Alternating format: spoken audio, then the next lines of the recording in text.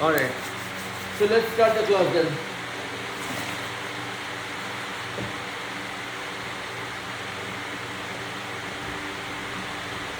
So, I was planning to go back to the beginning of the syllabus, but as requested by Isha, we will cover unit 13. Hey, Pranay. Take a seat. So we will cover unit 13. So we had finished unit 12, which was the graph, the polynomials, quadratic equations, equations with multiple terms, equations with more than 2 powers also. And then we looked at plotting of those graphs. We looked at different scenarios, how do we move the graphs and things like that, right? So this is unit 13, which is nothing but advance of trigonometry and geometry. So we'll do unit 13, and there will be a lot of things that you would have learned before. We'll probably do a quick recap of some of those things and then see how that relates with what we are supposed to learn as part of this unit. Okay? So far everybody is okay with me, okay with the pace, okay, able to hear me fine? Yeah? Can everybody hear me okay? Yes, sir. Okay, so let's start with geometry, okay? So now,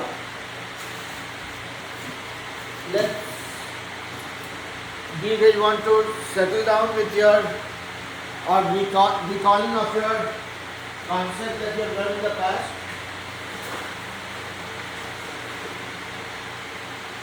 So when we talk about geometry, how do we start? We have looked at different types of shapes like triangles, quadrilaterals, polygons, circles, whatnot, right? You guys remember all those? Yes, sir. Okay. Yeah, but you're saying something? Everybody recalls them? So, in this unit, mostly we will end up dealing with 3-dimensional objects, meaning the solids, but the 3-dimensional objects are built on the basis of the 2-dimensional objects. So we'll just do a quick recap of what we know versus what we don't, and then we'll come to 3-dimensional shapes. Will that be okay? Yes, sir. Okay. So I'm assuming everybody is clear about the properties of the shapes. So if I say triangles, everybody knows. Triangles is a shape or a polygon which has 3 sides, and there could be different types of triangles based on angles on the sides. If you say based on sides, we know that if you're talking about sides, if all the sides are same, that is called equilateral triangle. If 2 sides are same, that is called isosceles triangle. And if all the sides are different, that is called scalene triangle. Yeah?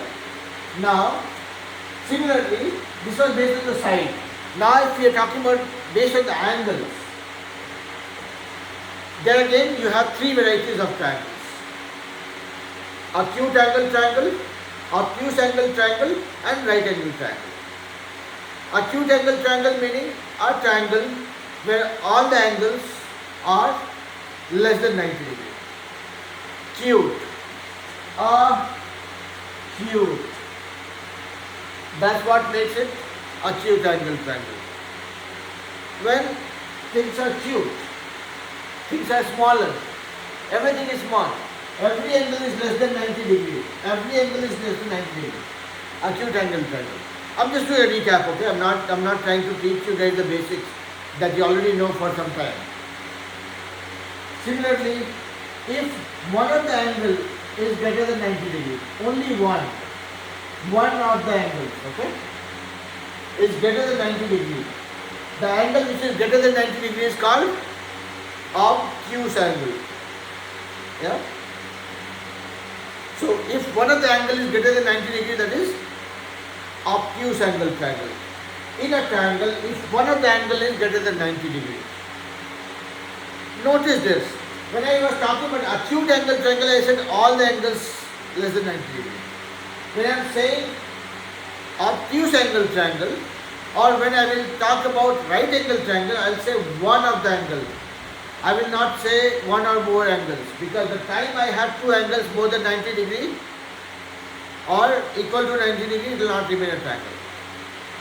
There will never ever be a scenario in our life where sum of all the angles,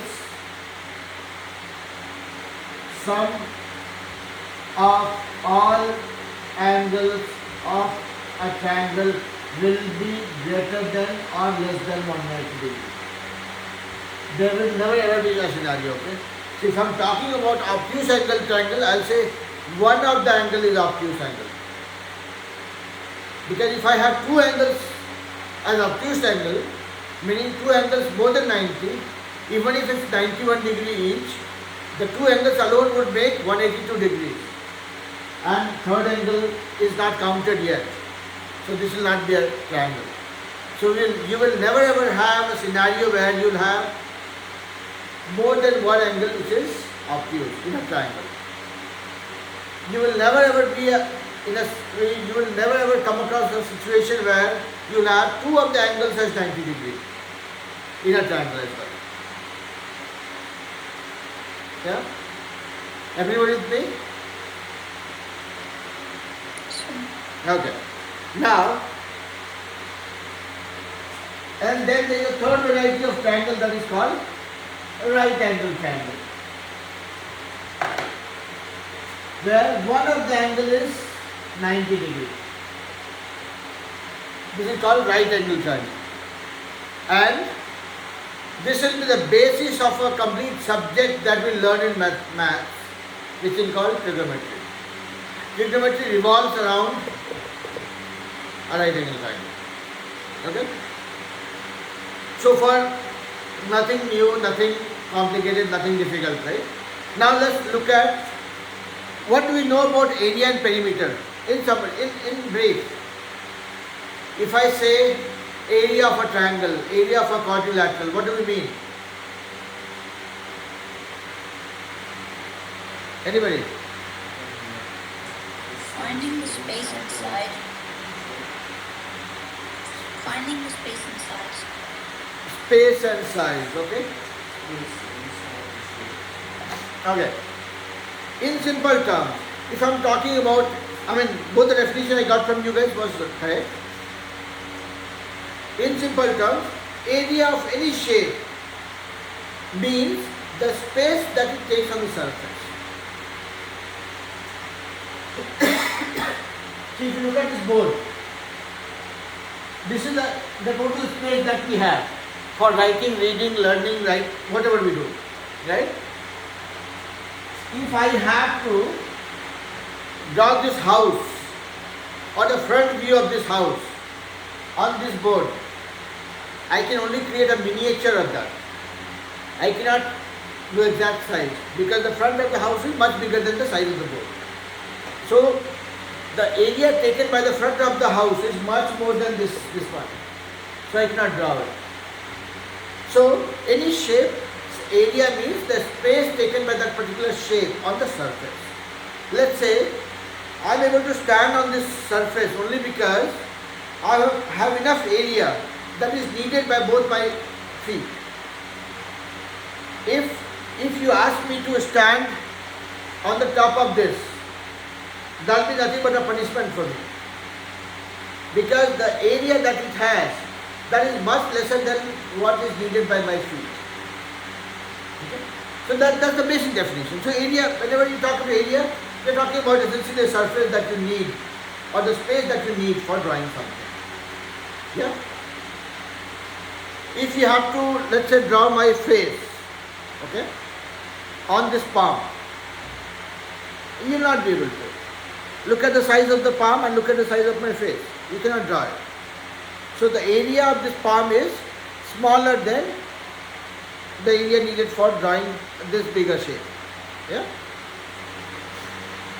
So that's the basic definition. I know I'm giving all lame, boring examples, but ultimately I'm saying whenever you heard this term area, this is nothing but a space taken by any object to hold it, keep it, or draw it. Now, perimeter. What is a perimeter? In layman's term, Boundary. boundary. Okay. I'm sorry. The outline or the boundary, yeah, same. So it's like if you have to find out the perimeter of this house, or let's say here everybody's house here, it's nothing but the length of the wire that you need for demarcating the outline of the house or the property. Okay? So perimeter is nothing but the boundary. Now this is about the two-dimensional shape. We have already looked at triangles. Let's look at other shape. Quadrilateral. Here also we have different types of shapes. This looks like a rectangle probably. Square. Trapezium. Rhombus. Kite.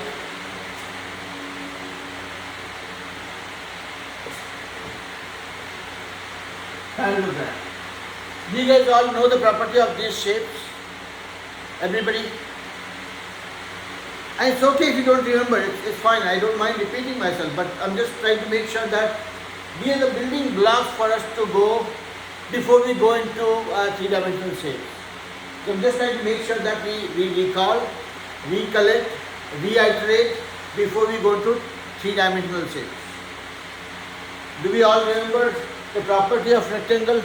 Property of rectangle, opposite sides are equal and parallel to each other and every angle is 90 degrees. That's a rectangle. Square, opposite sides are anyway same and they are parallel, but all the sides are same sides.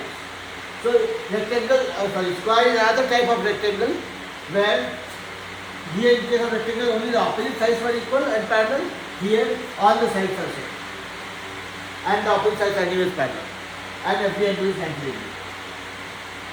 Parallelogram. Opposite sides are parallel, but the angles are not 90 degrees. I mean, may or may not be. I'm not saying that necessarily it should not be 90 degrees. It could be 90 degrees, it may not be 90 degrees. So it's like a rectangle is also a type of a parallelogram. Because opposite sides are parallel and equal. And it has 90 degrees. So parallelogram doesn't have a boundary with respect to angle. It says that any quadrilateral where the opposite sides are parallel and equal to each other is a parallelogram. Be it 90 degree or not 90 degree. If it's 90 degree, you call it rectangle. If it's not 90 degree, you just call it a parallelogram. Everybody with me so far? Yes. Okay. Isha, Vaibhav, Shivatsav, Dhanushri, everybody, right? Okay. So, and again, I might be sounding very substandard right now with respect to what you're trying to learn, but trust me, this is a building block. We'll come to the next thing after we cover this. Parallelogram, square, rectangle, we talked about. Trapezium, another type of quadrilateral, meaning four sides, but only one pair of lines are parallel to each other. Only one pair. So it's called trapezium or trapezoid, depending on what you call it. Now, this is rhombus. Rhombus is nothing but a squeezed square. That's what I call it. I have a square. I hold two of the corners and I squeeze them. So what happens is, by squeezing them, it becomes longer and thinner. Like you guys would have played with some toys, right? Where you can expand it or squeeze it. So, like if you have a square, if you expand it or squeeze it, you will see that the side length of the side remains the same. You are not changing the length of the sides, but it becomes thinner or wider. If you are squeezing it, these two corners go further and become thinner. If you expand it, it becomes again becomes wider but thinner. So a rhombus is nothing but a square. I mean a squeezed version of a square rather. Meaning all the four sides are same but the angles are not 90 degrees. Okay? Now a kite. This was not looking like a kite. Kite is like this. Meaning it's a quadrilateral where only these two sides are equal and this side and this side are equal. But there is no other condition. It's not that okay, angles are not 90 degrees first of all. Opposite sides have no relationship with each other. Only the two adjacent sides at the top and two adjacent sides at the bottom are equal to each other. Okay? This is about kite. Now some more properties. So do we know what is the area of rectangle? Length times width. No problem. Area of a square. Length times length, because all the lengths are same. All the sides are same. Area of a parallelogram. Area of a parallelogram. Do you remember? Base times height. So basically, in the previous classes for level 2 kids, I have also derived how this area is derived. Okay, and we'll come to that. I mean, we can derive that also. Maybe not for Isha, but for you guys who have more time, we will go through this also to find out how this area is derived. Just me saying okay, length times width or length times length or base times height is not right. So area of parallelogram is base multiplied by the perpendicular distance between the two parallel lines called height. So area of parallelogram is base times height. So if you take this as a base, then you will draw a perpendicular line and then this will be a height. So this is the base and then this perpendicular line. Okay. So area of parallelogram is base multiplied by the perpendicular distance. So if you take this as a base, then find out the parallel line and find out the perpendicular distance between these two. Okay? Am I going very fast?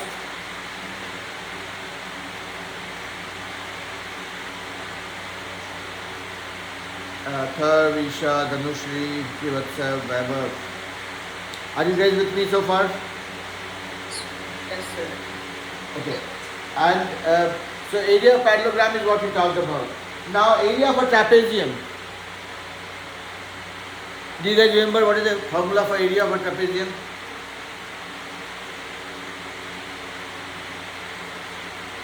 Half into A plus B into H. Now A and B are the length of parallel lines. If this is A and this is B, they are the two parallel lines. So sum it up, divide that by 2 and multiply that by the perpendicular distance between the two lines. Okay? How is this formula derived? That also I have explained in my class for the level 2 kids. I kind of go a little overboard. When I am teaching any formula, I always try to find out how is that formula derived so that there is no doubt about it. So I'll come to you guys, explain this also, okay, in the coming classes after the month of August. Okay, this month of August I am dedicating only for Isha for now because she has less time. So this is the area. Area of a trapezium or trapezoid is half multiplied by sum of the two parallel lines multiplied by the height or the perpendicular distance between them. Okay, between the parallel lines. Do you guys remember having come across this formula or this sounds new?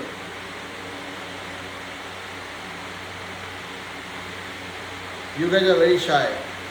I mean, if I don't know something, I will say, okay, I'm hearing for the first time because I learned it today. That's fine. Even if, I mean, regardless of how old I am, I should not stop learning.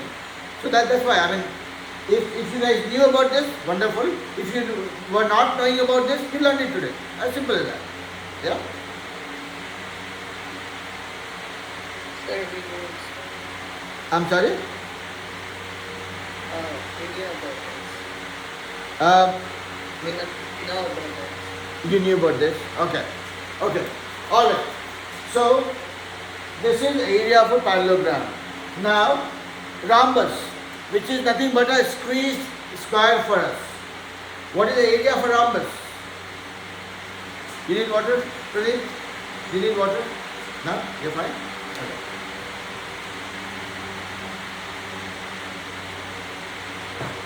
What is the area of a rhombus? Any guesses? Huh? No. Length times length is area of a square.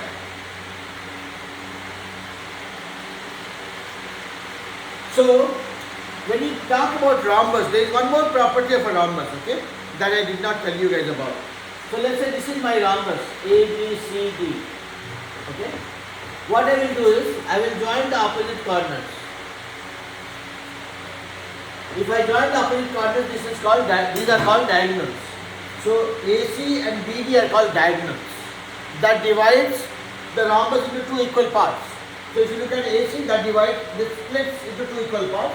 If you look at BD, this splits into two equal parts.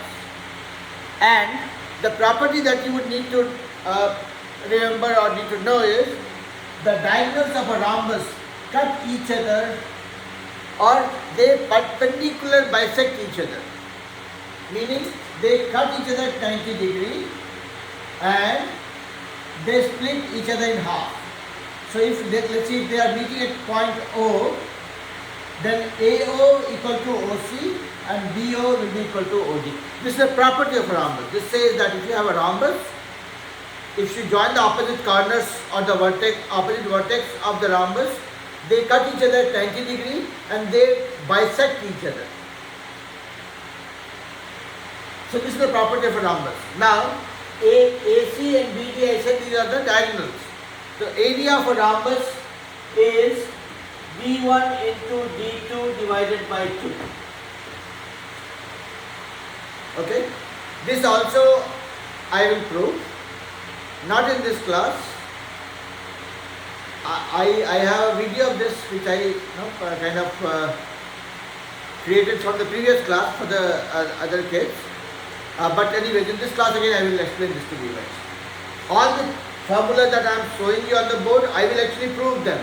How are those formulas derived?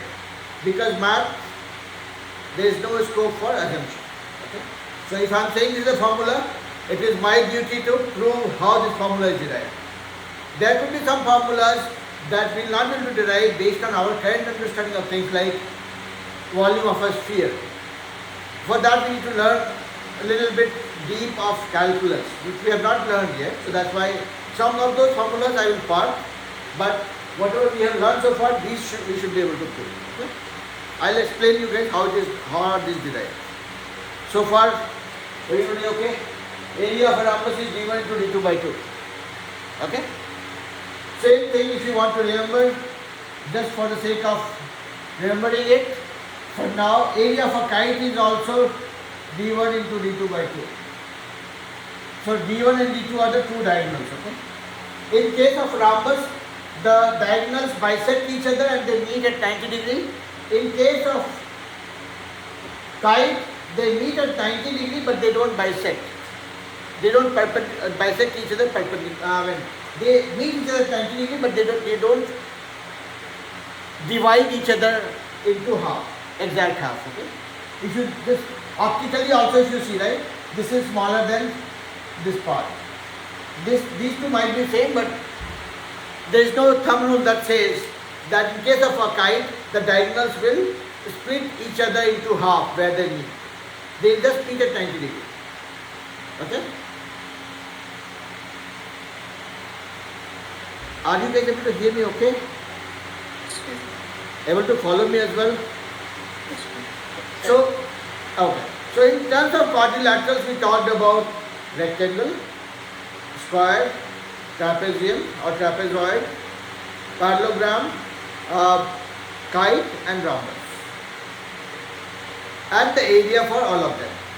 Right now we have only seen the formula. In the future classes, I will again also prove that to you guys. Okay? How are these formulas derived? Okay? Everybody with me so far? Yes, sir. Isha, Dhanushri, you guys are very quiet. Everybody okay? Yes, sir. Oh. So, now let's look at what I had sent you guys in the WhatsApp message. Let's see what are the topics that I had mentioned and what all we have covered so far, so that we can go to the next thing. Okay. So I have mentioned. Now we'll talk about volume of cube, cuboid, cone, sphere and cylinder. Then changing volume, and then we'll talk about congruence. Okay. Let's look at one easy topic first. Properties of parallel lines. Which is number 4. These are parallel lines. You guys can see it, right? Yes, sir. These are two parallel. This one goes here.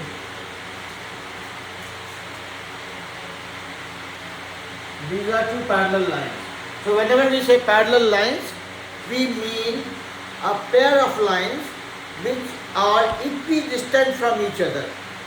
Meaning, wherever you see the perpendicular distance between them will remain the same, or they will never ever meet, no matter how far you travel around with them. Okay? The perpendicular distance between them will remain the same. That's the basic property of a parallel line. Okay? Now, let's quickly look at. I have a parallel line, and then a line intersects that. So let's say AB was a line and CD was another line, and then this third line EF intersects this like this. Do you know what are these two angles called?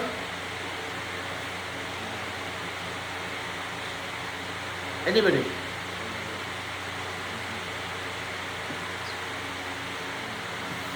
Yes, what's up? Corresponding angles.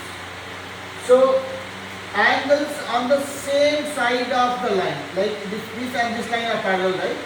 And this is the intersecting line. These two angles are on the same side of this intersecting line and above these two parallel lines. So, these are called corresponding angles. Similarly, if you look at this and this, they are also corresponding angles, meaning they are both on this side of the intersecting line and above this line. Similarly, if you look at this angle and this angle, they are also called corresponding angles, because both are below the line and on the same side of the intersecting line. Similarly, this angle and this angle are also corresponding angles. Okay? So one property that we need to know is the corresponding angles are same. Okay? Alright? So this is one property that we need to know. Now if you look at this angle and this angle, this will also be the same. Okay? So the corresponding angles are same, and when you have two lines intersecting each other, the opposite angles are always same. These are the properties that I would want you guys to keep in mind, so that when we come across next set of things that we are going to learn, we will be able to relate. Okay? So far, any issue? No? And then we learn about the corresponding angle, that is one property. Now tell me, how about this angle and this angle? This and this, will they be same? Yes, sir. What are they called? Alternate interior. Alternate in internal angles, right? Yeah, alternate. This and this, similarly this and this. Let me use another color marker. So this and this. So these two pair are called alternate internal angles. And alternate internal angles are also same. You will ask me why? Because look at this angle and this angle I am saying are same. Now look at this angle and this angle are corresponding angles. Corresponding angles are always same, and the opposite angles are also same. Here you look at these two lines intersecting each other. These are opposite angles. So that is how this and this are same. So that is why you alternate internal angles and the corresponding angles are same. That's the only thing that you need to remember in terms of parallel lines.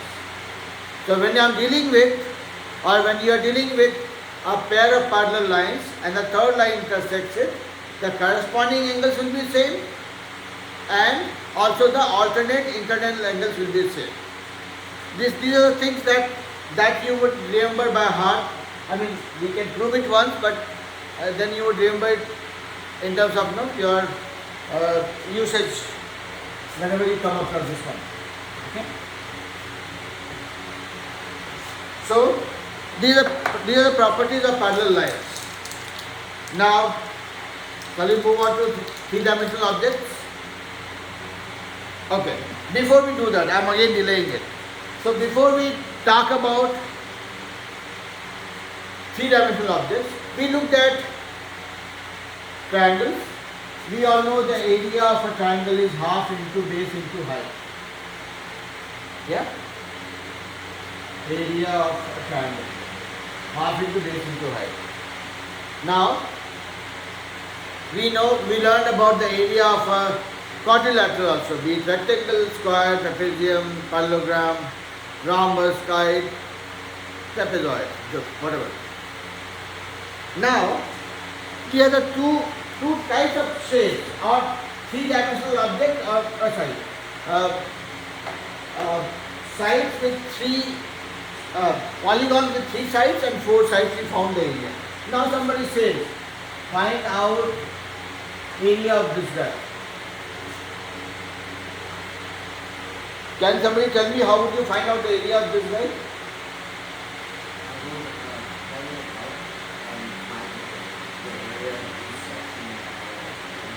Little louder. I have to shape up to the shape that is easier to find and find area from. Right. So simple thing would be, I would always assume that I only know the area for a three-sided shape, like mean triangles, or four-sided shapes, because we have seen enough of those areas, right? Be it a trapezoid or be it a kite, be it a rhombus, be it a rectangle, we know the area for those shapes. So any shape that we come across, these are called composite shapes. I mean, you can call them polygons because they have multiple sides, but these are composite shapes. If you look at it carefully, you will see that these are shapes made by joining multiple smaller or simpler shapes together. Now, look at this. I am doing nothing magical, okay? I am just joining the corners. Now, what does it look like? Whatever was looking like a shape before, it has become like two triangles and maybe this is a trapezium. Now, if I know the sides of these, sides for these shapes, or these two triangles and the sides for these two, I can find out the area for this one. Meaning, I will find out this area, this area, this area. It's like A plus B plus C. That will be my area. Okay? So, area for composite shape, whenever you come across any composite shape, you don't have to struggle with yourself to find out the formula for those. You only need to remember the basic formulas for whatever we have seen so far. And then also you would not need to remember once we prove how to find it out, so that if you get stuck and you are not able to recall the formula for a rhombus, you don't have to worry about it. I am just giving you as a clue, okay? So this is my rhombus. I know all the sides are same, and I know the property also says that the diagonals bisect each other and they meet at 90 degrees. So basically we are talking about four right angle triangles. I will find out the area for all the four right angle triangles and add them together. That will be my area for rhombus. Okay? And when we try proving the area, we'll come to that. So far this one is okay, right? Yes, sir. Everybody okay? Yes, sir. Okay. Now the fun begins. So let's talk about some interesting shapes. life was much easier when we were looking at this one. This was a rectangle, length times width done. Add some spice to the life.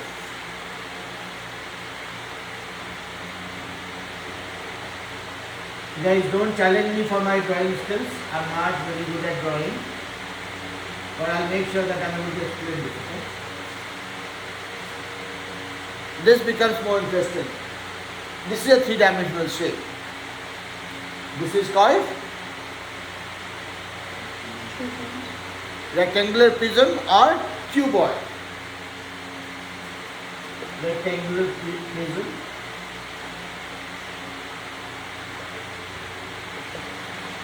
or cuboid. Meaning, when you are extending a rectangle or protruding a rectangle vertically, it makes a cuboid or a rectangular prism. Now look at this.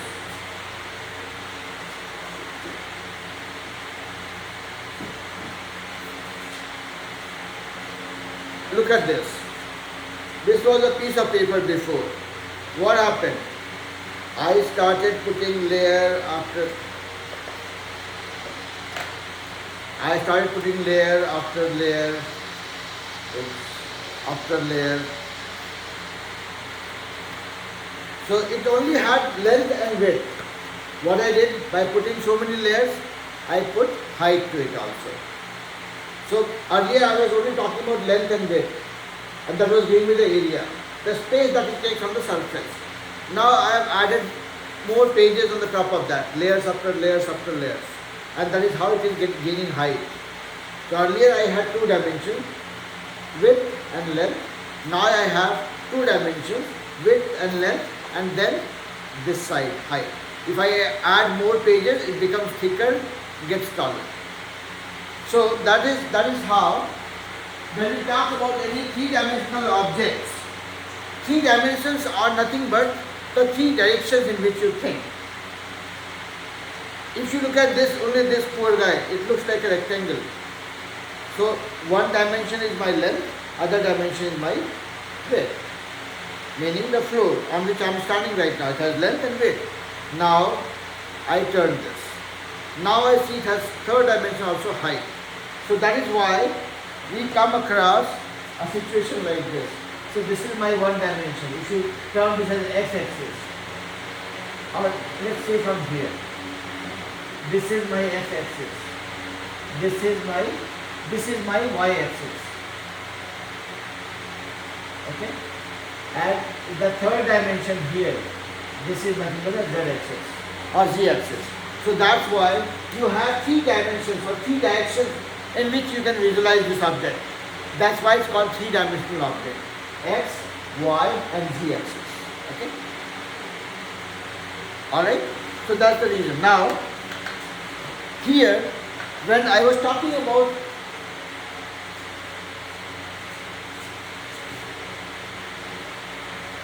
rectangle, I was talking about only area. So it was length times width. When I added so many rectangles one after another and added height to it, all rectangles of the same dimension, same length and width, like an A4 sheet, right? What did I change? I added height. More the sheets, more the A4 sheets, taller it gets. What changes? The height. So that is why earlier I was only concerned about the space it takes on the surface for keeping this piece of paper. Now I have so many papers. So I am concerned about the total space it takes in the 3 dimensions, length, width and height. So my volume becomes whatever was my area and times the height. So length into width into height. That becomes my volume.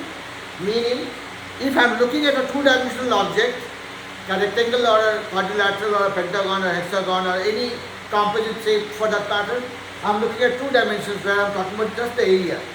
Now if I am adding height to it, that is when it becomes volume. It is as simple as a land where you do farming versus a land on which you have constructed the house. When you are only looking at the land for doing farming, that is 2 dimensions. And that is when you talk about area. When you have constructed the house, length and width, and then you have added height to it, that is when it is called volume. So area is the space taken by any object on a surface. Volume is the overall object is taken by the object, overall space or taken by any object in 3 dimensions. That is what is volume. Okay. So now let's say you have let's say this pen.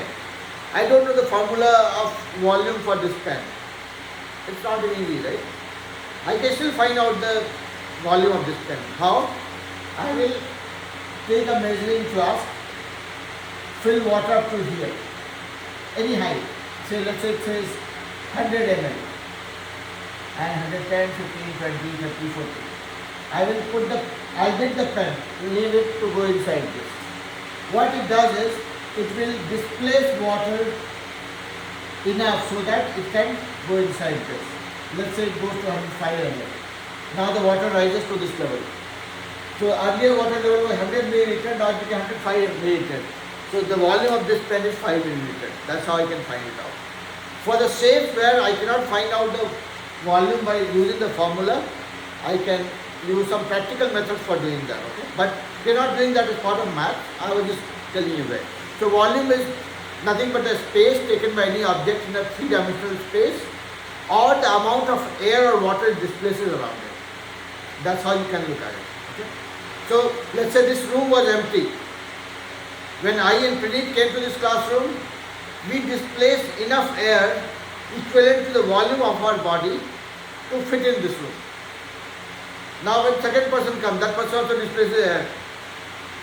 Third person, fourth person, fifth person.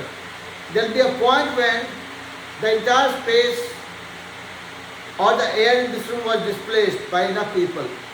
Maybe after 30 people, this will not have any space left because there is no air left to displace. All the volume is consumed. All the air in this room was consumed. Okay? So that's how you can relate. So this was on the practical side of volume. So we talked about what is volume, what is 3-dimensional thing, and we just looked at volume of a rectangular prism or a cuboid. Any doubt so far? Length times width times height.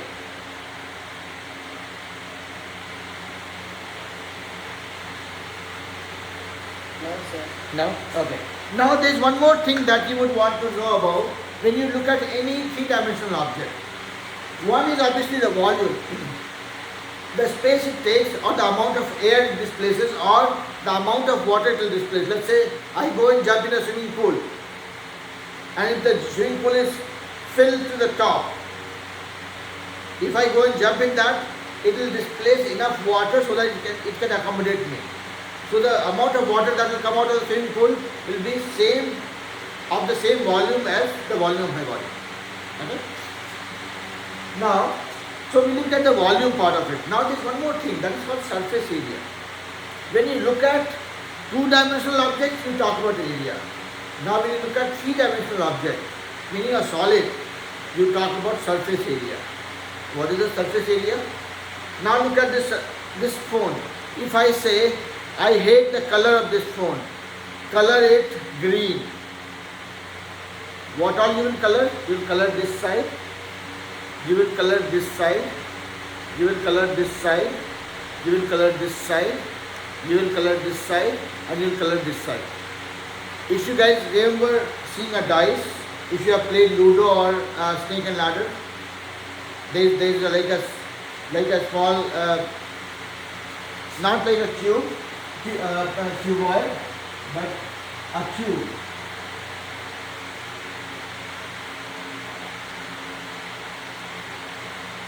Then you see 1 dot here, 2 dot here, 3 dots here, 4 dots to bottom, right? This is called dice. This is nothing but a cube. So like what we saw here was a cuboid, this is a cube. In case of cuboid, what did you see? The opposite sides were same, but not all the sides were equivalent. Only the opposite sides were same. If you imagine a situation where you have all the sides same, meaning if you look at this part, all are, it's a square. If you look at this part, it's a square. If you look at this part, it's a square. So if you remember the dice that you play with, snake and ladder and ludo, it is a cube where all the sides, meaning length, width and height, all are same. That's what is called a cube. So that's the difference between a cuboid and a cube. Cube stands for a three-dimensional object where length, width and height all are same. So when you talk about ice cubes have originated from a place where these were like 1 centimeter length, 1 centimeter width and 1 centimeter height. That was supposed to be the ice cube. Nowadays it has gotten very fancy, and then we make elephant shaped ice cubes also, which is not ice cube technically. It's just a name that we are used to. Okay? So cube is nothing but a three-dimensional rectangular prism, whatever you call it, where all the sides, length, width and height all are same. So in this case, what is the volume? Length times width times height. Length times width is also length. Height is also length. It becomes length cube. Okay? So we looked at the volume of a cuboid and volume of a cube. Now I was talking about coloring my phone, which I paused for a little bit. I'm still starting the project again. I want to color my phone green. What all I have to color this side, this side, this side, this side. So basically 6 sides. Total 6 sides. And what you see is the opposite sides. This side and this side are same. This side and this side are same. This side and this side are same. So the opposite sides are same. When I say same, meaning they have the same area. They look like the exact same rectangle or square, whatever it is. If you relate that to the dice, you will see it has opposite sides same, and actually all sides same, because in case of a dice, your length, width and height are all the same. So regardless of which side you look at it from, it looks like the same square on all the sides. Yeah? No, I don't see any response from anybody. Are you guys with me so far? Yes, sir. Not making anybody sleep, right? Am I making anybody sleep? No, sir. Okay. Good. So now, on the 6 sides that I was talking about, that is nothing but these are the sides of the surface, and they all have area. So that is called surface area. So if you have to color this phone, you have to find out how much paint that you need. I mean, don't color my phone, but I'm just saying, if you have to, you have to find out how much paint would you need, and the amount of paint would be a function of how big is the surface area. I mean, imagine coloring this phone versus coloring my whole house. That has much more surface, much more area to be colored, much more paint would be needed. This would need less paint. If I try coloring this, it will need even lesser paint. If I try coloring this from green to pink to make Dhanushri and Isha happy, if I have to color this pink, I have to find out how much area that needs, surface area it has, and then accordingly I'll decide how much paint I need to buy for coloring it pink, or let's say blue for making paint, and a third one Srivastava happy, right? Or that one. Yeah?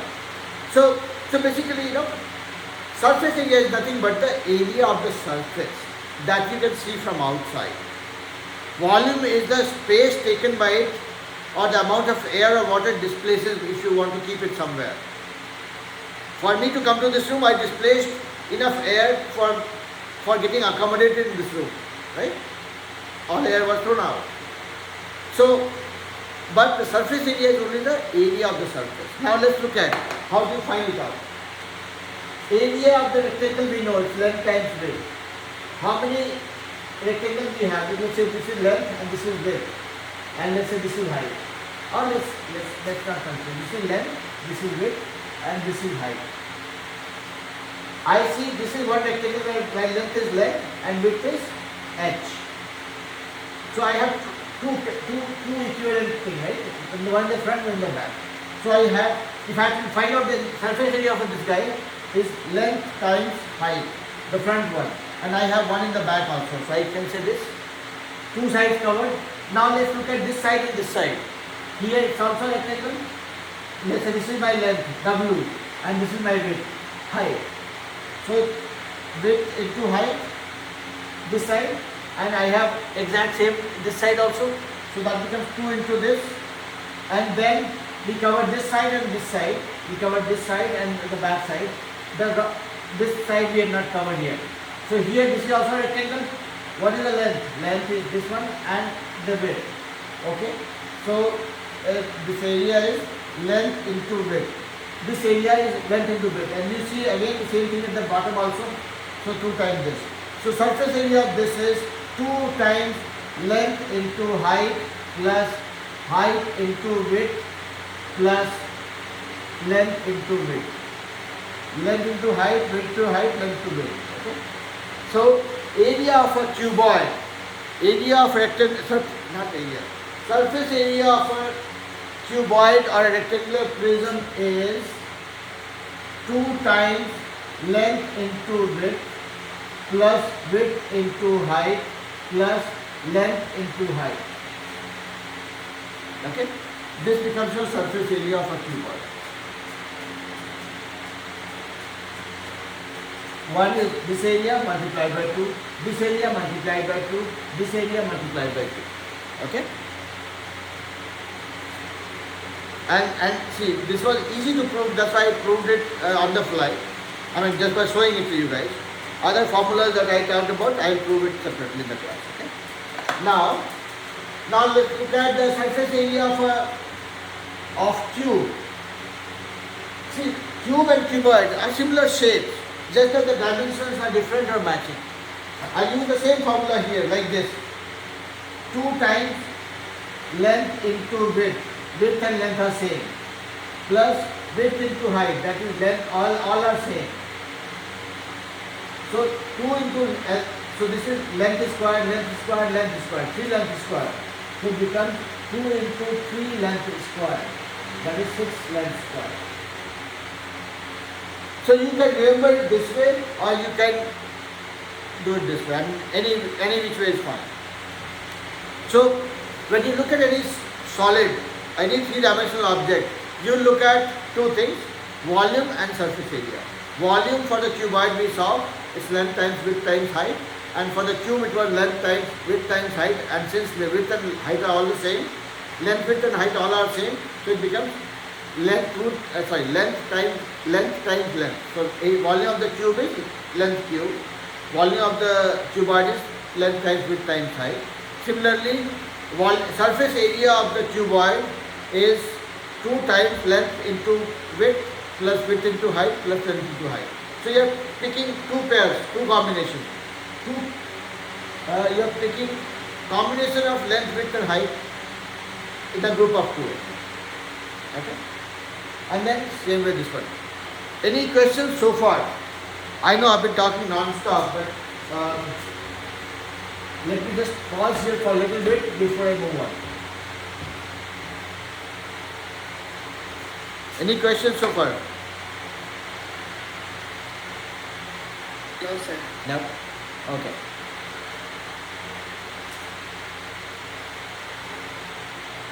Isha, Dhanushri, Shivatsam, Athar, everybody with me? Yes, sir. Anything that you would want me to repeat?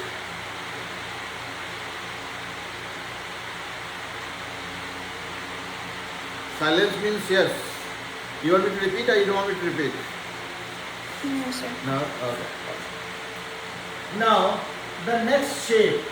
Okay, before we go there is one more 2-dimensional object that we did not talk about.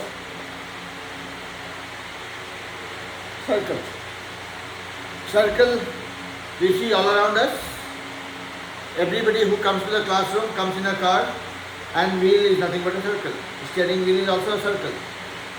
Everything that lot of things that we see is circle. The base of my water bottle is also a circle. Here also it's a circle. Yeah. Now,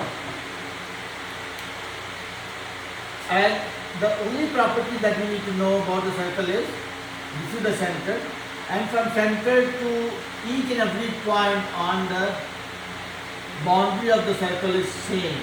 That is called radius. And area of a circle is how much? Pi r square. Pi r square. So that means any circle, how much space that it will take on the surface is pi r square. What is the perimeter?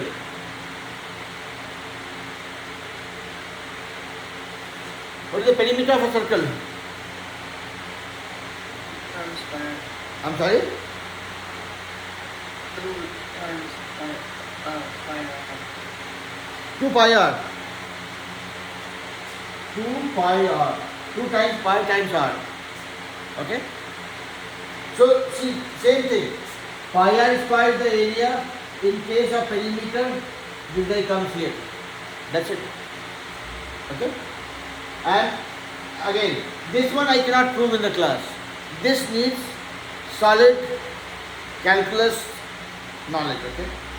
So, when I am teaching you guys calculus, that is when I will come prove this one. Okay? Otherwise, for now, you can assume this is the formula and we'll use this formula for the three-dimensional object that we are going to talk about. Okay? So, area of a circle is pi r square and the perimeter of the circle is 2 pi r. That's the only thing we need to remember for now. Now, look at this. This is called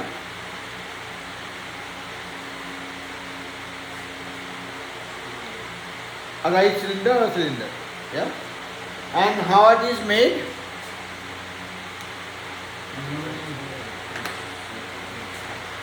Circle after circle after circle, you keep stacking circle after circle.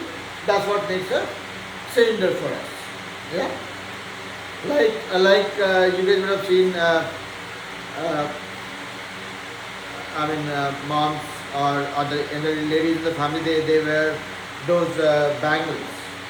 If you stack all the bangles one after another, you will see it forms like a cylinder. If you do it that in a more symmetric way. So that is what is a cylinder. Meaning, if you cut it here and look at how it would look like. See, this is your circle. This is how it will look. If you had a cylinder like this, if you cut this here using a knife or something, and then you look at how it looks, it will look like a circle. Yeah, like what you are seeing here. I mean, this is not an example of a cylinder, but at least the base that you see is a circle.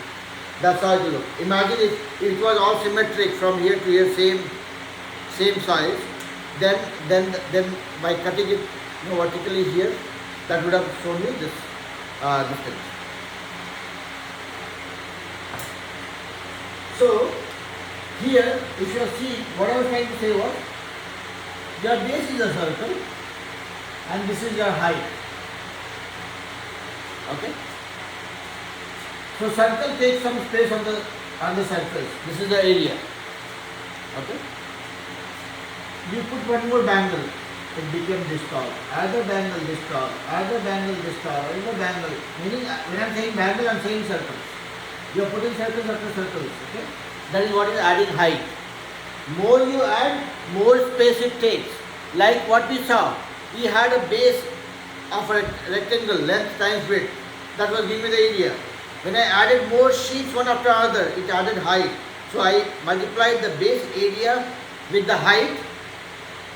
Hey Tasvik, come have a seat. Okay, Tasvik is, okay, you have time. Come over, have a seat. Take a chair. We just finish this class, then your class will start. Okay, so, sit down. So, that is here. Just 1 second.